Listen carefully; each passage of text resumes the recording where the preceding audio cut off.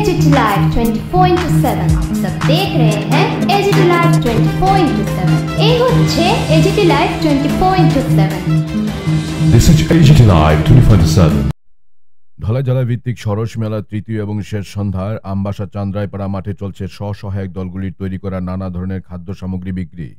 অন্যদিকে মঞ্চে সঙ্গীত সন্ধ্যায় দর্শকদের আনন্দ দিচ্ছে রাজ্যের খ্যাতনামা মহিলা ব্যান্ড মেঘ বালিকার শিল্পীরা। এই মেলার বিষয়ে কি বলছেন TRLM দপ্তরের জনৈক কর্তা, আসুন আমরা শুনে নেই AGT লাইভ 24/7 এর পর্দায়। Bureau report AGT live 24/7।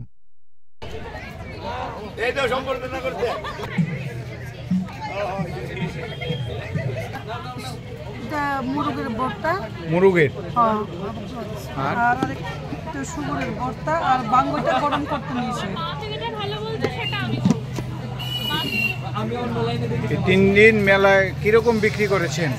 মোটামুটি বিক্রি করছেন 3 দিনের ভিতরে, মানে আজকেও মোটামুটি বিক্রি করতেছে। ঠিক আছে, মেলা এই সময়ে ঠিক আছে। ঠিক আছে, আমরা গ্রুপ থেকে আইছি। গ্রুপ থেকে, গ্রুপের নাম? আমরা গ্রুপের নাম খাবাহা আর খাচ্চন, দুইটা গ্রুপ আছে। দুইটা গ্রুপ, ওয়াইন সুমা আর খাবাহা, দুইটা গ্রুপ আছে।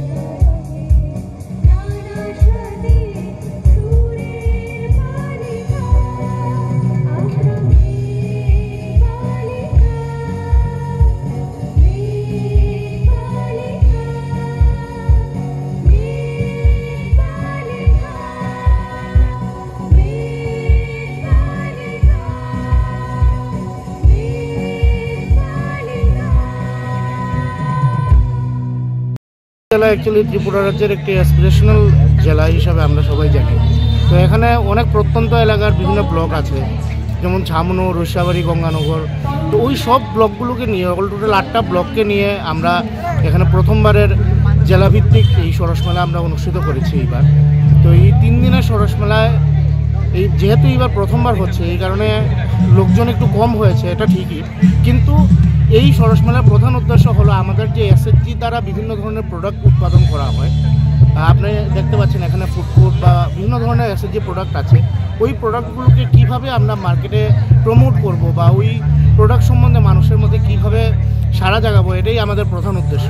তা আমরা এই TRLM-এর অংশ হিসেবে আমরা মনে করি এই সাড়া আমরা জাগাতে পেরেছি।